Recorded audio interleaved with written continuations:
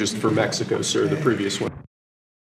Same thing for Mexico. That's One for exactly right. Canada, one for Mexico. Yes, sir. They've been in the news lately, haven't they? And I spoke to the president of Mexico, wonderful woman, today, and we helped them out with the problem they were having to do with the tariffs, short-term tariffs. And we had a very good conversation. Also, we discussed drugs, and they've been working much harder lately. Do you notice that? On people coming in and drugs, and we've made tremendous progress on both.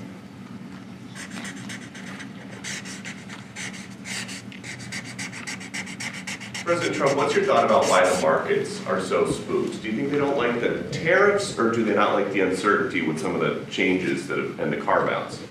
Well, a lot of them are globalist countries and companies that won't be doing as well because we're taking back things that have been taken from us many years ago. We've been treated very unfairly as a country.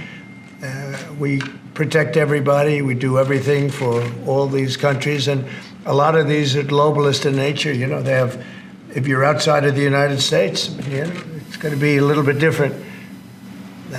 We just weren't treated right. We were ripped off as a country. I've been saying it for a long time. Have you been influenced, some of these exemptions that have been announced and some of these temporary delays, have you been influenced in those decisions because of the market reaction? Well, there are no delays at all. No, nothing to do with the market. I'm not even looking at the market because long term, the United States will be very strong with what's happening here.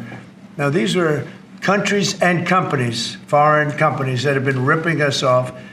And no president did anything about it until I came along, and then I did a lot about it. Steel and aluminum tariffs are due to kick in next week on Canada, Mexico, and every other country. Are those going to be modified as well? No, those are not modified. Those are happening next week, and the big one will be on April 2nd when reciprocal tariffs. So if India or China or any of the countries that really, India is a very high tariff nation. I'll tell you what's a high tariff nation is Canada. Canada charges us 250% for our milk product and other product, and a tremendous tariff on lumber and things as such. And yet we don't need their lumber. We have more lumber than they do. We don't need Canada's lumber, but we'll be doing that. We don't need trees from Canada. We don't need cars from Canada. We don't need energy from Canada. We don't need anything from Canada. So where we can be self-sustaining, which is in most things. Look, we have more oil and gas than anybody.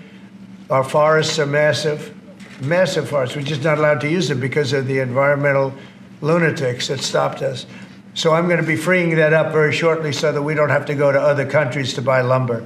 You know, why should we be buying lumber from other countries, paying tariffs, paying big prices, extraordinary prices, and we have lumber. We have the best lumber. Go ahead. And this USMCA exemption that you're essentially announcing today for this 1 month? It's just a modification, short term, because I didn't want to hurt the American.